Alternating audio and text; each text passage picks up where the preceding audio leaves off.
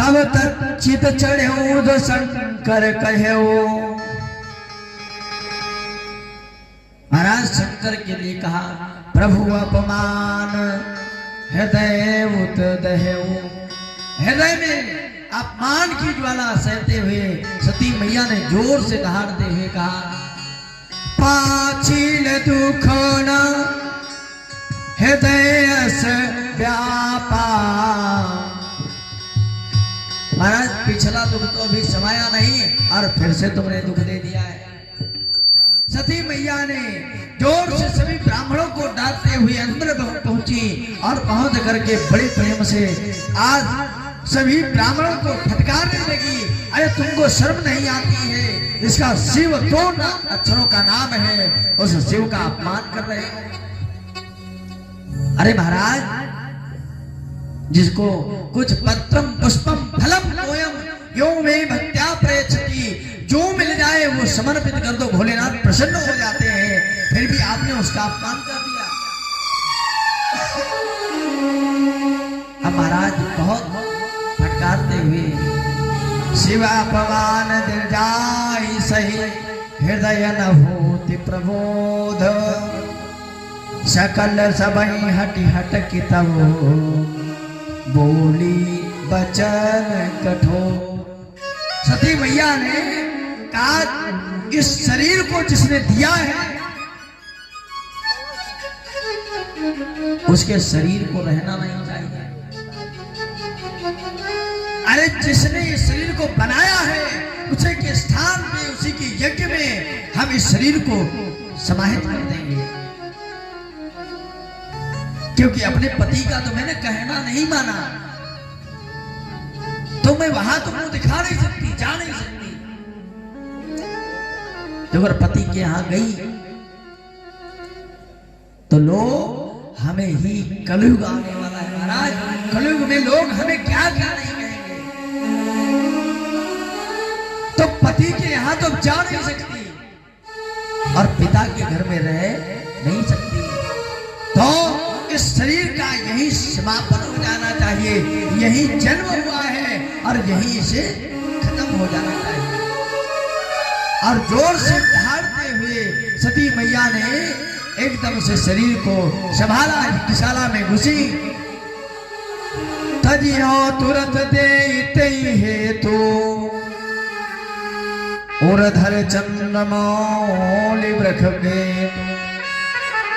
दौड़ करके अग्नि के पास पहुंची, सभी ब्राह्मणों को दूर भगाया और अस कही जोग अगिलित नजारा, भयो सकल मख हाहाकारा, भयो सकल मख हा।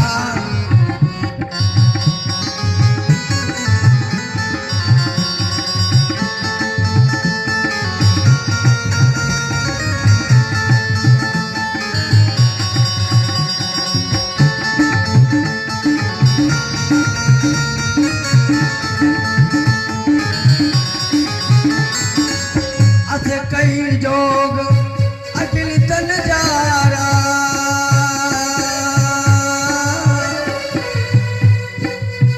अस कई जोग अगिलित नजारा, भयो सकल मख हाहाकारा, भयो सकल मख हाहाकारा, भयो सकल मख हाहाकारा। अब इतना कह करके दौड़ करके और दक्षिणाग्नि में अपने आप को, हवन कुंड दक्षिणाग्नि में कूद पड़ी और हवन कुंड में अपने आप को समाहित कर दिया। अब जो ही पता चला नंदी भृंगी को, नंदी भृंगी ने उत्पात मचाना प्रारंभ किया। पूरे वहां खलबली मच गई, सब भागने लगे। महाराज दक्ष के जितने गण थे उन्होंने दोनों को मार पीट करके कैलाश भगा दिया। कैलाश भोले बाबा को पता चला, भोले बाबा ने एक अपनी जटा को उठाया और एक शिला से पटका, उसे वीरभद्र नाम का दैत्य प्रकट हो गया। और उस दैत्य को भोले बाबा ने कहा, अब जाओ और दक्ष का यज्ञ विनाश कर दो, विध्वंस कर दो। वह वहां से चला और सभी आकर के उस यज्ञ में उत्पात मचाना प्रारंभ कर दिए और सारी यज्ञ का देखते देखते थोड़ी ही देर में सारा समाप्त कर दिया, यज्ञ को समाप्त कर दिया, विध्वंस कर दिया महाराज। अब महाराज दक्ष छुपा हुआ था, दक्ष का सर काट करके उस हवन कुंड में स्वाहा कर दिया। अब दक्ष का सर ही समाप्त हो गया। अब बात सत्य हो गई ना, नंदी ने श्राप दिया था तुम्हारा सर बकरे का हो जाए। अब महाराज जो यजमान है यज्ञ का वो भी खत्म हो गया, पूरा का पूरा जो यज्ञ है विध्वंस हो गया महाराज। अब तो भोले बाबा क्रोध के मारे भगवान राम का भजन कर रहे हैं, समाधि में चले गए। आज महाराज कैलाश पूरा सोना हो गया। अब न भैया भोले बाबा बोल रहे हैं और ना सती मैया है। अब तो माता, अच्छा घर में माता है ना हो तो घर घर नहीं लगता है।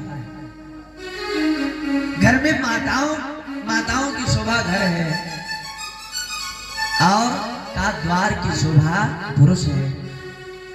महाराज जिसके द्वार पर पुरुष तो चार ना हो, घर में बच्चे ना हो तो वो घर भी बेकार है, और जिस घर में माताएं ना हो वो घर भी बढ़िया अच्छा नहीं लगता। तो इसलिए आज कैलाश पर मां नहीं है, इसलिए कैलाश ऐसा लग रहा है जैसे शमशान हो गया हो। और भोले बाबा समाधि में चले गए। सारे देवता परेशान है महाराज, यज्ञ पूरा नहीं होगा, पूरे ब्रह्मांड का विनाश हो जाएगा। यज्ञ पूरा होना जरूरी है, लेकिन यज्ञ पूरा तब होगा जब शिव प्रसन्न हो, और शिव प्रसन्न हो फिर यजमान जीवित होना चाहिए। और यजमान जीवित नहीं होगा महाराज तो यज्ञ कैसे होगा। अब महाराज सब ने आकर के बहुत भोले बाबा को मनाया, प्रभु तुम्हारी करुणा हो जाए तो यज्ञ पूरा हो जाए। क्यों?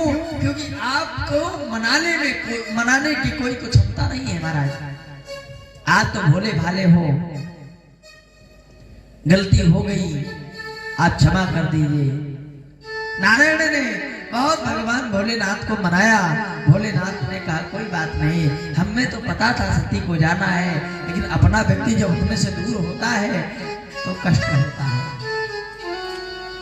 अपने घर में गाय होना और गाय को कोई थोड़ी सी दिक्कत हो जाए साहब तो अपने को बड़ा कष्ट होता है, भले वैसी भी गाय हो। तो महाराज वो तो हमारी पत्नी थी। भोले बाबा ने कहा जाओ मैं आशीर्वाद देता हूं कि जिसका प्रातः काल सूर्य निकल रहा हो उस समय जिसका सर मिल जाए उसको ला करके पहली किरण जिस पर पड़े उसी का सर काट करके इसके लगा दो, वो जीवित हो जाए। हमारा सब दौड़े, एक बकरा दिखाई पड़ा और महाराज पहली किरण सूर्य महाराज की उसी पर पड़ी, उसका सर काट करके और दक्ष महाराज के लगा दिया। दक्ष महाराज का सर बकरे का हो गया और फिर एक संपन्न हुआ। बोले शंकर भगवान की। अब तुम लोग सोने लगे हो हैं? अब ये बात बननी नहीं भाई। बोले शंकर भगवान की। किसी का घर उजड़ जाए तुमको सोने से मतलब है क्या?